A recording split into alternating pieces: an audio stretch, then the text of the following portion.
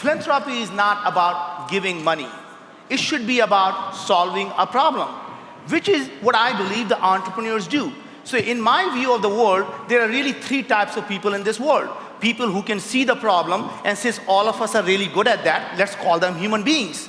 Some of us are really good at also finding the solution to those problems, and those are the visionaries. And there are only one type of people in this world who go out and do something about it and solve these problems. And those are the people we call them entrepreneurs. You have to convert every single problem that looks like an infrastructure problem into an information gap problem. And if you can solve the information gap, you solve the problem. Everything has to be scalable and it has to be sustainable.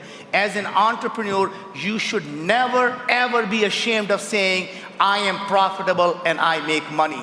The biggest, I think, disadvantage or the biggest disservice that we have done to philanthropy is creating a concept of social entrepreneur. There is no such thing as social entrepreneur. Entrepreneur is an entrepreneur is an entrepreneur, and somebody who can solve the problem is a great entrepreneur. And if you want to create $1 billion company, let me tell you, it's really, really simple.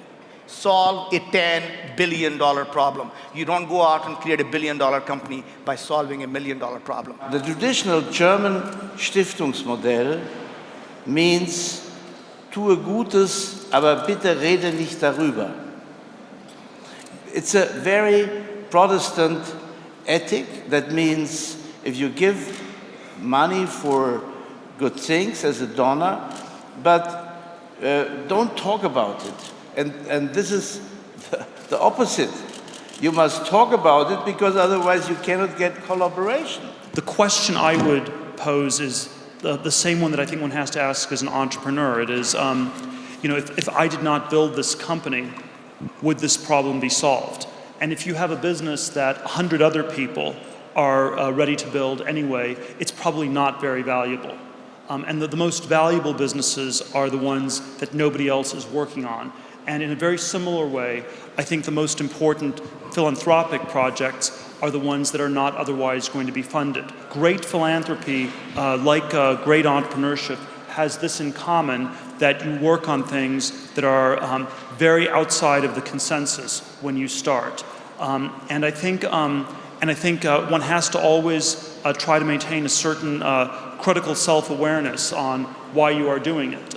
If you are doing it because it's something that's social or it's a way to be cool, I'm not saying there's anything wrong with that, but that may not be the way that you really move the dial in our world. There's this incredible consensus, herd-like thinking around how education is supposed to look, and we basically decided to fund the very contrarian, very unpopular seeming alternative. Research has actually shown that companies that have a higher purpose actually outperform their peers in the long run. And so you might view it as social entrepreneurship or philanthropy, but actually just view it as it's a great long-term business strategy.